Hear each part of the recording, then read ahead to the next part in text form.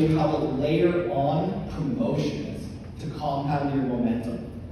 Okay, so there's two things. Evergreen engine to get your sales off the ground, and I'm going to show you how to layer on events to compound your profit and momentum. At the heart of both these things, can you guess what it is? It's a long-form story ad. Okay? So I was using my long-form story ad in both instances for everything.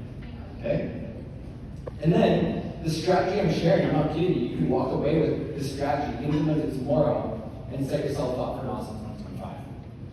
Now I'll introduce myself, because my partner Simon was supposed to introduce me, and then he left to dinner with the mastermind people, and I was like, okay, I can do it myself.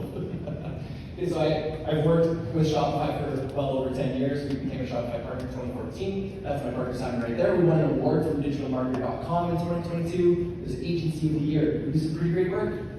In 2022, we were also the top-selling e-commerce membership system on Thinkific. Anyone's heard of Thinkific? Pretty cool. Okay, the only takeaway here is that we geek out about this stuff like no other, and we got some accolades for it. And I'm glad, because I've been in business a long time, and we finally got some recognition.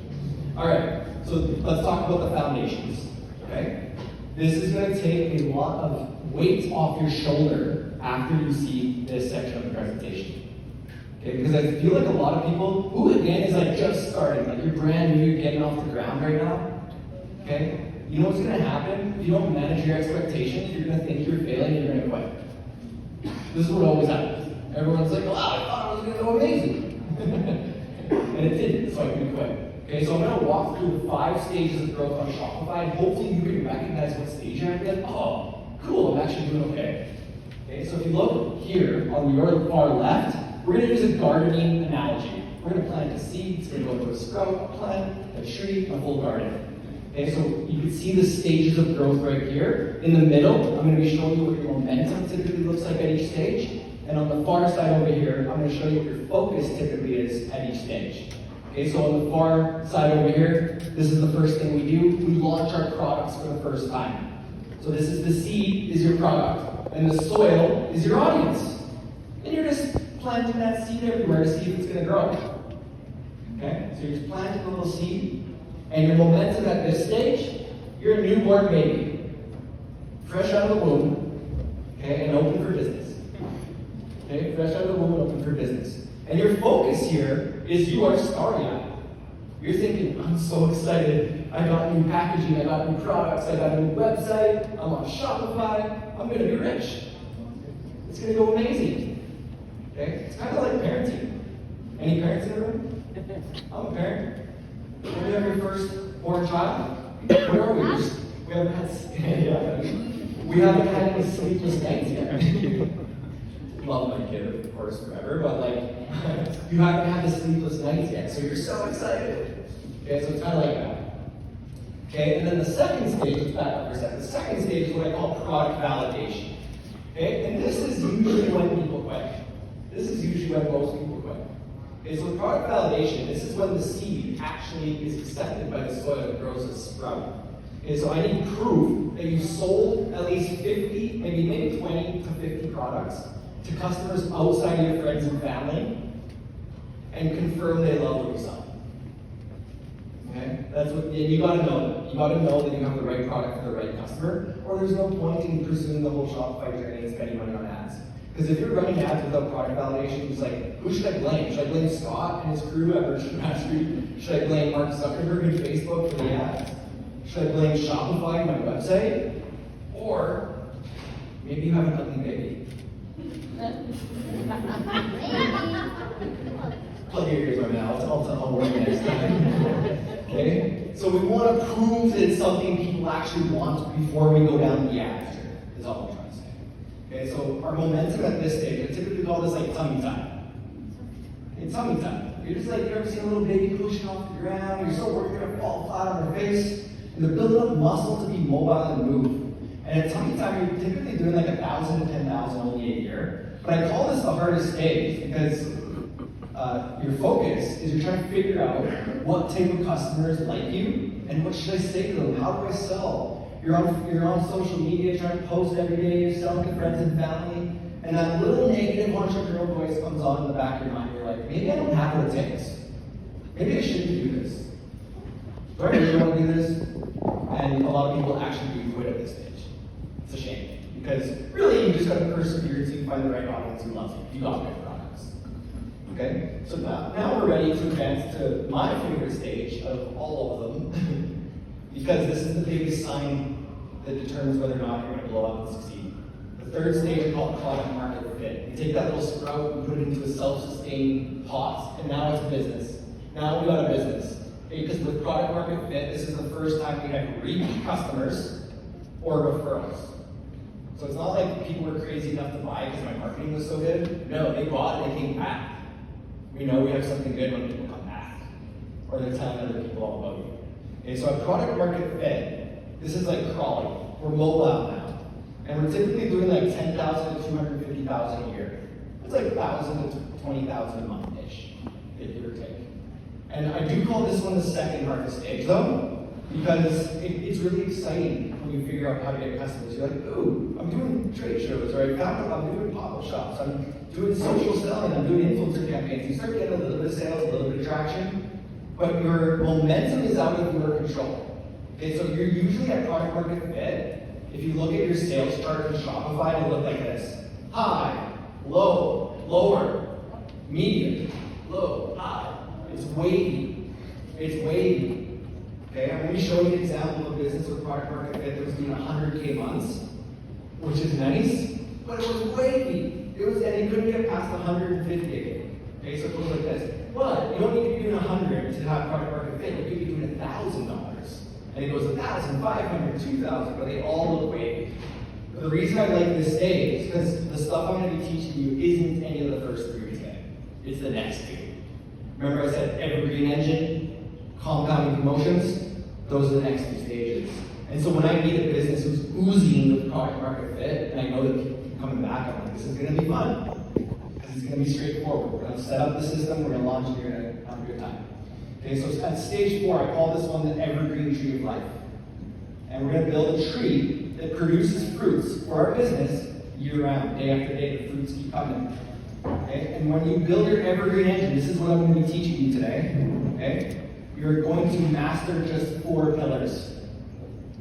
Just 4 pillars.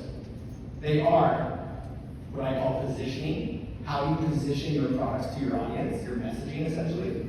It's going to be how you optimize your Shopify store. It's going to be email marketing, which should be generating like 20 to 40% of all your sales. Email's a big deal. Anyone use Playgate here?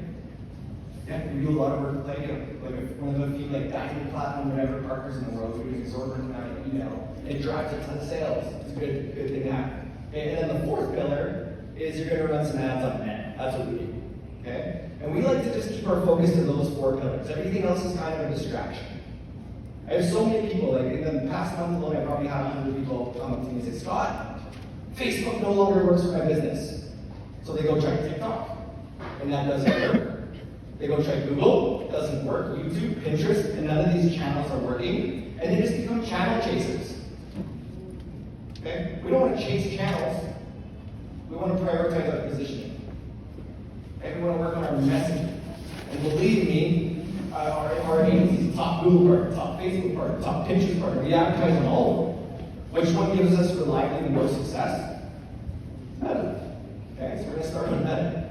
And we don't want to get distracted chasing channels. Who here has chased channels before? Don't be shy. Yeah? A little bit of channel chasing? Yes. I've done it too. I'm not above it.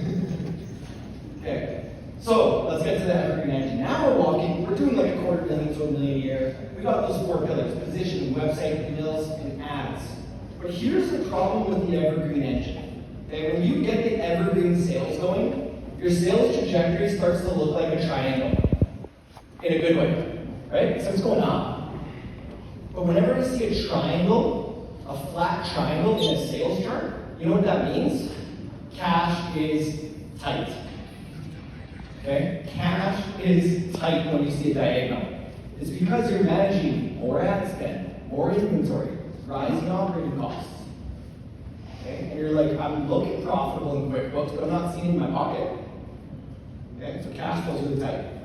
But that's why we eventually want to arrive at what I call stage 5, the Garden of E-com. Like the Garden of Eden, but for e-commerce. And this is where we want to arrive on it. Okay, so you can see in that little thumbnail, what is that at the top of the hill? That's the evergreen tree of life.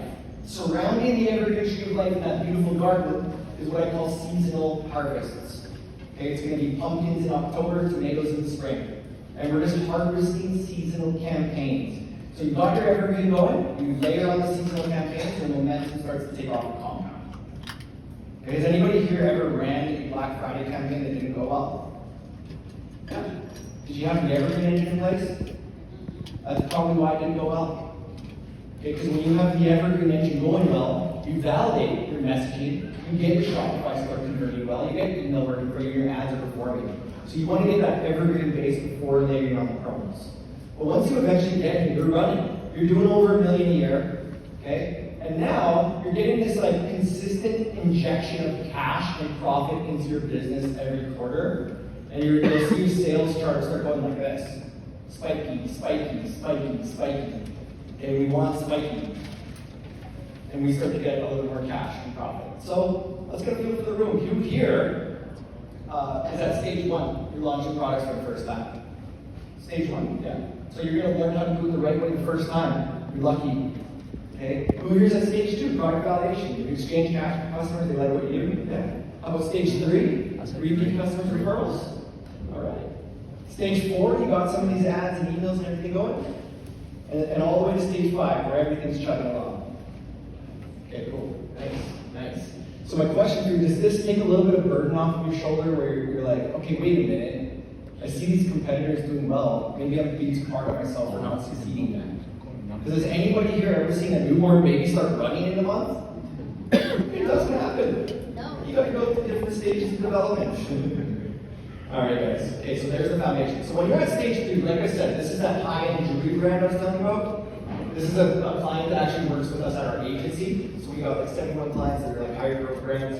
But you can see they're stuck at that 150K ceiling when we met them. It's just like, they couldn't get past it for the life of them. And in the first couple years that we started working with them, we built the evergreen engine. Okay, and you can see there's a couple spikes. Like we were doing like Mother's Day, Black Friday, we had like 2 spikes. A lot of people do 2 promos a year.